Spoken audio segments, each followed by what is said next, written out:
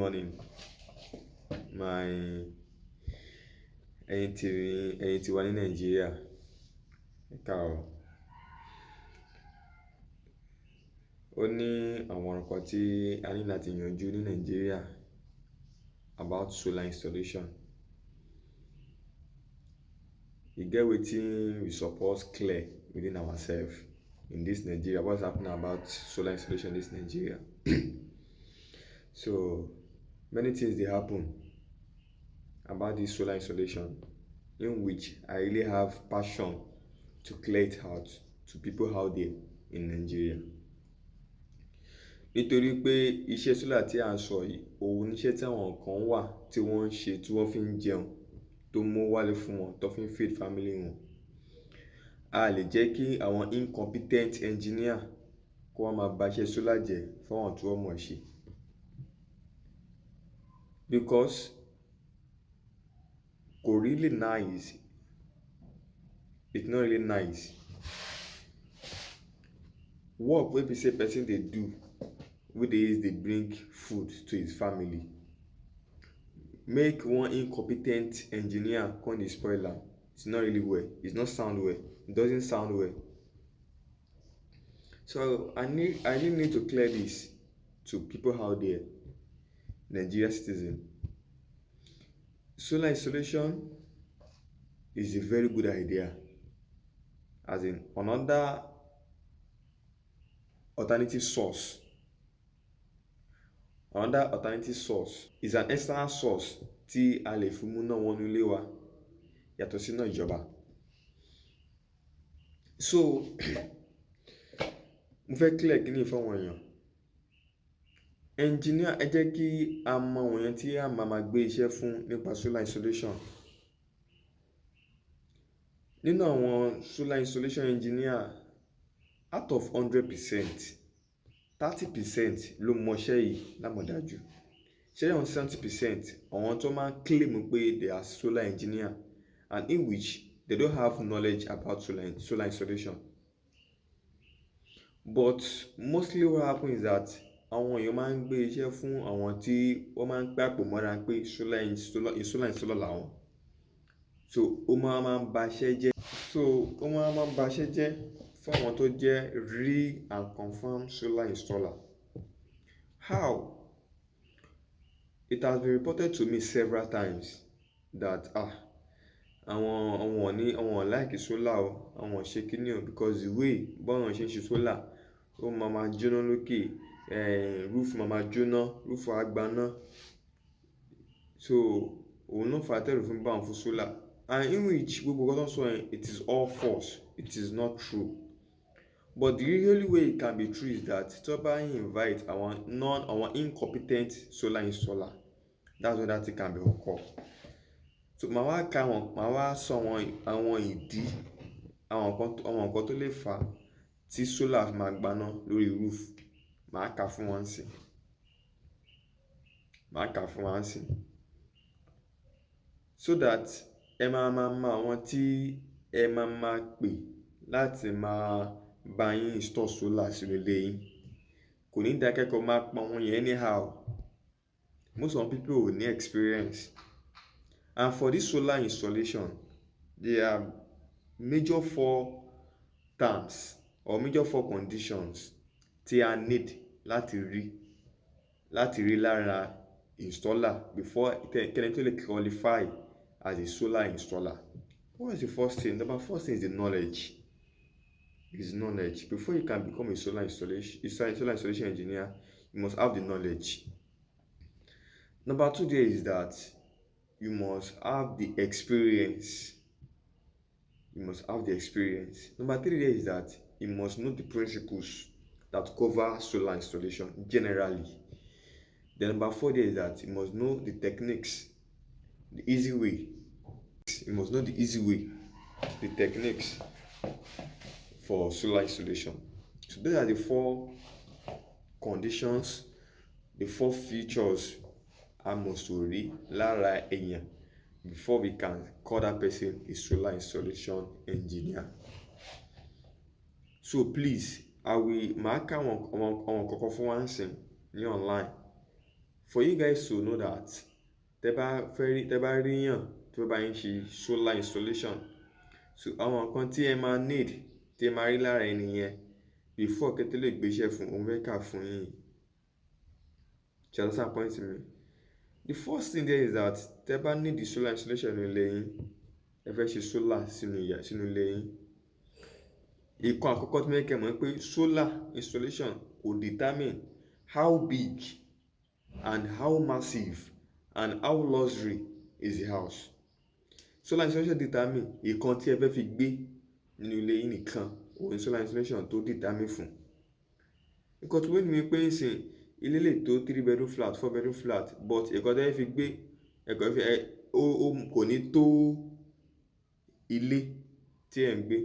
Bí ní sẹ́yìn ṣe pé àwọn fẹ́ gbé fan kan, iná méjì, iná mẹ́ta, TV kan. So that is what ìkan tá máa ń consider for solar installation nìyẹn. That's number one thing. So èyàn tó bá fẹ́ gbé iṣẹ́ solar installation fún, tó bá wá sọ́dọ̀ yín láti béèrè pé kí ni nǹkan tẹ́ fi gbé. Example nsìn ẹ fẹ́ ṣe solar, ẹ máa sọ fún ẹ pé ẹ fẹ́ ṣe solar, ènìyàn wá pé price fún yín direct bẹ́ẹ̀, ẹ̀ náà wá kó fún, it's totally wrong. The first thing the solar a confirm and a better solar installer engineer will ask you is that kí ni pé engineer, I want a solar installation in my house. Then immediately the solar tell you that, oh yeah, bring money. It's totally wrong. If you see someone like that, chase him away. He's not a confirmed solar installer engineer.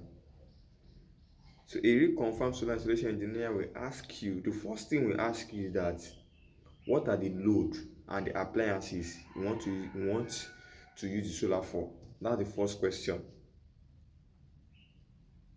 That's the first question. The second one, the one we call house load power audit.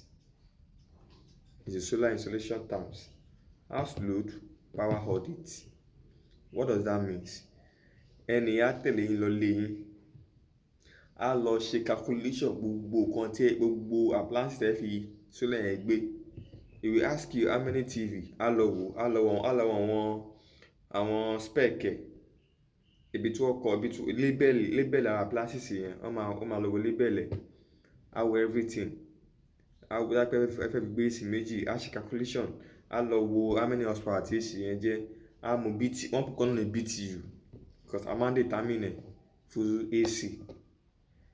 So dápẹ́ freezer ni, á bèrè dápẹ́ inverter freezer ni àbí normal freezer. Normal freezer ni tó máa ń jẹ́ horsepower, bẹ́ẹ̀ 1 horsepower, 1.5 horsepower. But inverter freezer kò ń tó horsepower rárá. So we check everything. Then from there we'll do the calculation. So from the calculation, the quotation will come out. The quotation, we will need so panel, we will need 4 panel, we will need 2 kV inverter, we will need 4 battery, we will need 3 battery, we will need 30 amp controller, we will need 60 amp controller, we will need 10 mm wire, we will need 20 mm wire. So from there, from the calculation that you share with your load appliances, you might bring out quotation. Tell you solar installation you are. Check get point everything. So now after then, I measure also a price. That's the number one. Then any installation, any installer to have a check yes, it's a confirm and re-installer. And number 2 there is that solar installation have 2 classification. We have installer and we also have designers. But nowadays we only have installers, we don't have designers. Difference between installers and designers is that installers is just to follow the principle, to follow the techniques. Connect the panel to the charge controller, connect the battery to the charge controller, then connect the inverter to the battery, then supply light. That's just the principles. Yeah, installer làwọn yẹn. So major kọ bẹ́ẹ̀ yẹn sìn ó máa ń ba iṣẹ́ jẹ́, because normally we know that you know the principles, but what are the spec, what are the capacities? Do you do the calculation? Imagine you are using 4 mm wire to run a panel that enter 2000 watts. Ẹ fi 4 mm wire ẹ fi run panel tó pé calculation gbogbo total panel yẹn ó wọ 2000 watts. Ó lè fa bridging, ó lè fa overheating, ó lè fa overheating. So tó bá lè fa overheating ó máa bridge. From there ó lè spark iná. From there ó lè spark iná. So you can't just say, since I've known the principles, let me come to the solution. No, you have to know how to design. Designer simply means from the calculation, you know the spec. This person need 300 watt panel in 10 places. This person need 4 batteries of tubular battery, which is 220 Ah. This person need 3.5 kVA inverter. This person need 100 amp charge controller. This person need 10 mm wire. Not that you just say, motivational install. Let me install anyhow. It's totally wrong. Ìkan tó máa tún fà kí solar máa yíná lókè, òun number 2 mẹ́rin pé kí yàn lọ ra wrong charge controller. Alákọ̀ọ́kọ́ ni wire, the thickness of the wire you are using for the solar installation, for the solar at the roof. Òun ló máa ń fà kí iná máa yọ lórí roof. Because if you use 4 mm to run a very high capacity wattage of solar panel at the roof, ó máa fa overheating. Number 2 there is, if you are using the wrong charge controller, it can also cause fire at the roof. How? Example insane, you went to get 60 amps charge controller at the market, and at the top of the roof, the total current coming from the roof is 100 amps. So ó máa affect charge controller, ó dẹ̀ máa tún máa dáná, ó dẹ̀ máa cause overheating again lórí charge controller, lórí roof, lórí panel. So you are using 60 amp charge controller against current coming from the panel tó jẹ́ 100 amps. So ó máa fa kí wire tó máa melt, ó máa overheat the roof. So please, we need to know all this. Solar installation is not just that, more. No. If you don't know about it, go and learn. And stop spoiling people's work. Má bà iṣẹ́ wọn jẹ́, because tẹ́ bá dé bí báyìí sìn, tẹ́ bá ní wọ́n ṣe solar, wọ́n máa ní ara wọn ṣe o. Kò ń last, wọ́n máa ń jóná, wọ́n máa ń jó ilé. It's totally wrong. Tẹ́ bá rí confirm engineer, confirm installer, you won't have source issue. Please. So designing, ẹni tó bá ti mọ designing ṣe, tó dẹ̀ mọ installation ṣe, that's a real and confirmed engineer of solar installation. Ṣé get? Because from the designing, la máa ti mọ eye spec àbí capacity ìkan tá fẹ́ lò tí yẹn ní fi ní jù nípa installation yẹn. We also do calculation of the resistance of the wire, the thickness of the wire. A máa ṣe calculation náà fún. So from there, you know what to use and what to buy. Then after you buy what you need, then you do your installation. Then you are free to go. And please, my advice to solar installation out there is that it will be good if you can create a union. And that union will be very active to the extent that all solar installation calling themselves solar installer, we have their license. That's my own opinion. To stop spoiling people's work. Iṣẹ́ táwọn kan ń ṣe tó fi ń jẹun ni. Iṣẹ́ táwọn kan ń ṣe tó fi ń bọ́ family wọn ni. So kò ní dáa kí incompetent engineer kan kó wá fi wá ba iṣẹ́ èèyàn tó mọṣẹ́ jẹ́, kó wá fi wá ba iṣẹ́ jẹ́. It's totally wrong.